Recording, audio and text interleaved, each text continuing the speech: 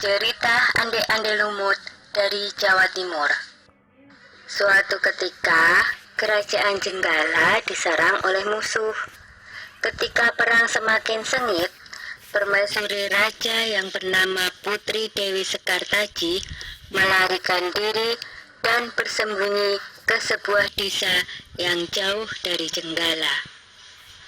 Untuk menjaga keselamatannya, ia menyamar sebagai gadis kampung. Dewi Sekartaji tinggal di tempat Nyai Intan.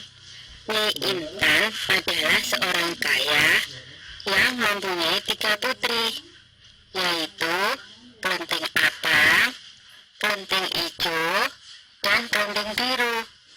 Oleh Nyai Intan, Dewi Sekartaji diangkat anak dan diberi nama Kelenting Kuning. Setelah keadaan di kerajaan Jenggala kembali tenang dan aman, sang pangeran mencari jejak istrinya.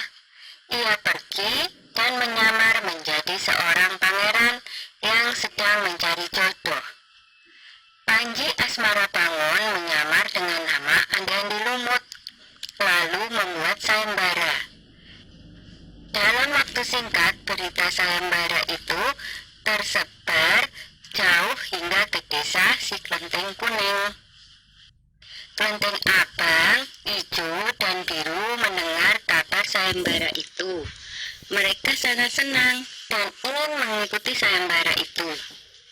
Kita harus berhias agar terlihat cantik dan memikat sang pangeran, kata Kelenting Abang. Benar sekali, kita akan memakai pakaian dan perhiasan yang paling bagus, kata Kelenting Ijo. Hai Kelenting Kuning, kamu tidak usah ikut sayembara ini, karena kamu tidak pantas mendapatkan pangeran.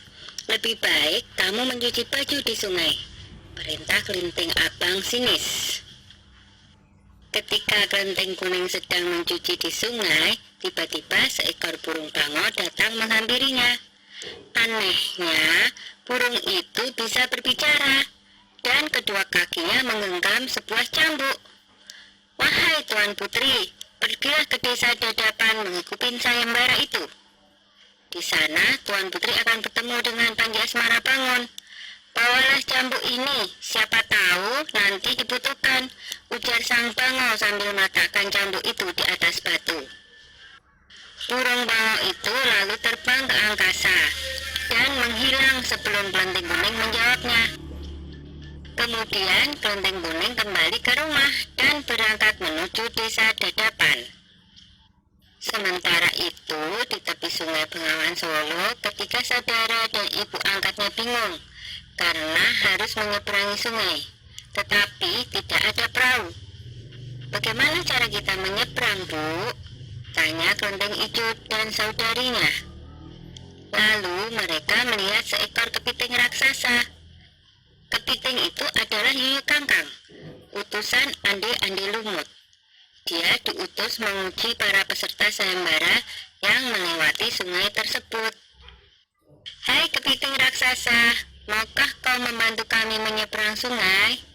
Pinta Kelenting Abang.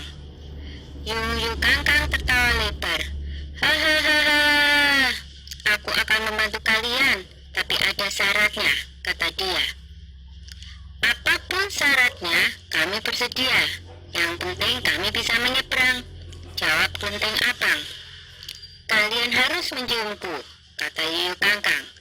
Dan mereka pun bersedia memenuhi syarat si Yuyu Kangkang. Kelenting Kuning tiba di pinggir sungai. Yuyu Kangkang mengajukan syarat yang sama, tetapi Kelenting Kuning menolak. Dia tak ingin mengkhianati suaminya.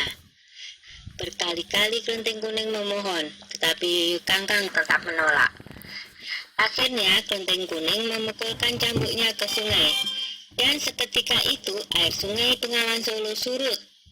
Melihat itu, Yuyu Kangkang ketakutan dan segera menyeberangkan Kelenting Kuning, bahkan mengantarnya sampai ke desa Dadapan. Sayembara pun dimulai. Secara bergiliran, Kelenting Abang dan adik-adiknya menunjukkan kecantikan mereka di hadapan Ande-Ande Lumut. Namun, seorang pun di antara mereka yang dipilih oleh Ande-Ande Lumut. Ampun pangeran, hamba mohon, terimalah salah satu putri hamba, iba Nyai Intan.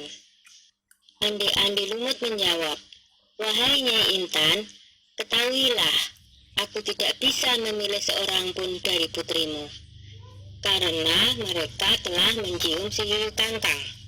Sambil menunjuk kelenteng kuning, pangeran melanjutkan, aku memilih gadis ini karena dia telah lulus ujian, tidak mau mencium si Yuyu Kangkang. Nyai Intan dan ketiga putrinya baru sadar bahwa mereka ditolak oleh Ande-Ande Lumut karena tidak lulus ujian. Kemudian Ande-Ande Lumut membongkar penyamarannya dan mengatakan bahwa dia adalah Panji Asmara Bangun. Kelenteng kuning sangat bahagia karena bertemu lagi dengan suaminya. Sudah ya cerita Ande-Ande Lumutnya, jumpa lagi.